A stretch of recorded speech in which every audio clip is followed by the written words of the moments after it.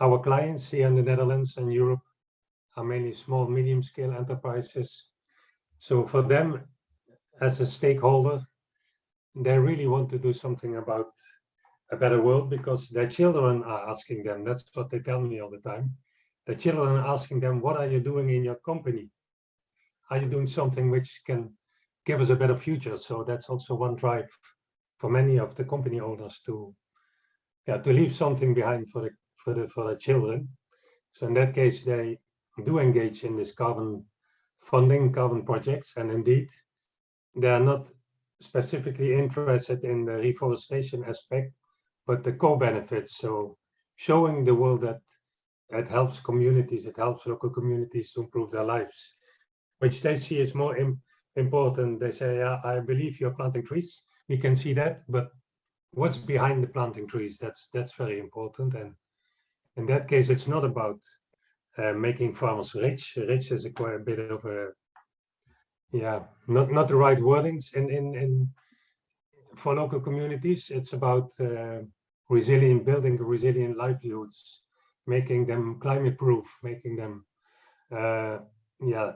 give them the what is it, the tools to be flexible and to react to changing environments and still make a good living. So there's a lot of talk about living wages these days, which I find is a horrible concept anyway.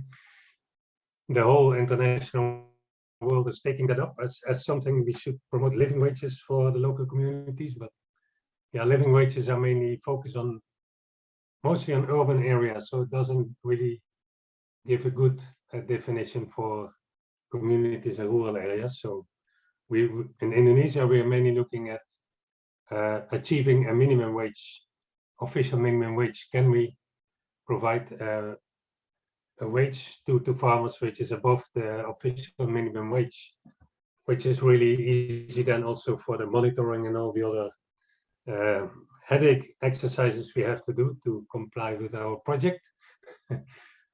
And so besides minimum wage, so we also look at how can we build an agroforestry system that is resilient to climate change, to droughts, to all kinds of adverse risks that are coming in.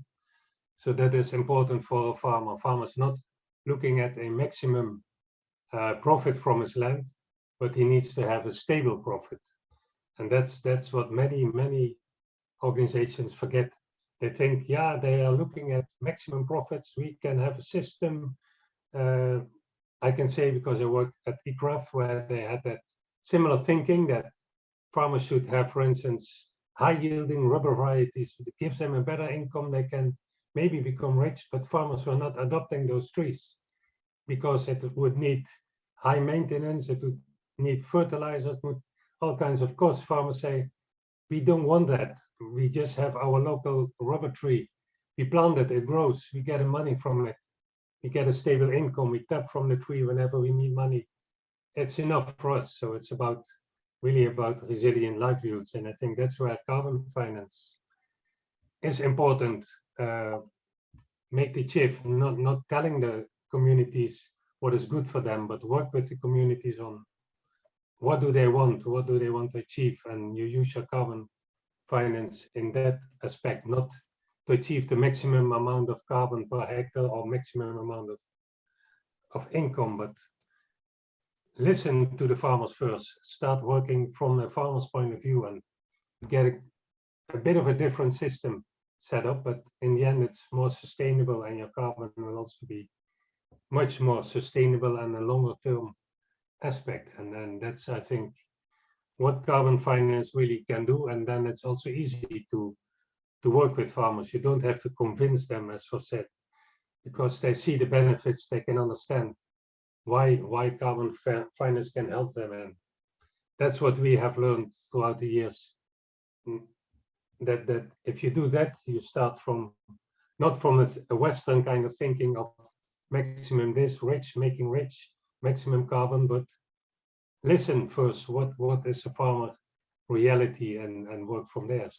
So, and that's, I think, where we should implement our carbon finance, not looking at all our targets and production targets, but the targets of local communities, and then they can build their resilient livelihoods, which make them happy, as they say to us, and they can pay for the school fees, they can pay for maybe university for the kids, they can pay for a motorcycle, and that's what they want in life. They don't want to get rich, because a nice example in Indonesia, when we talk to farmers, you have this called Sinetron on TV, which is a like TV series where you have rich people and they're fighting each other, and there's always quarrel about money. I think you have them all over the world, these TV series, and they say, you see what you see on TV when people are rich?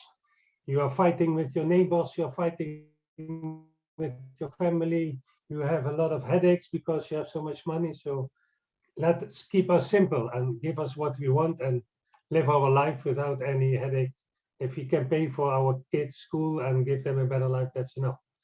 So that's really, it sounds very stupid, but many organizations don't see that's a very crucial component in carbon finance.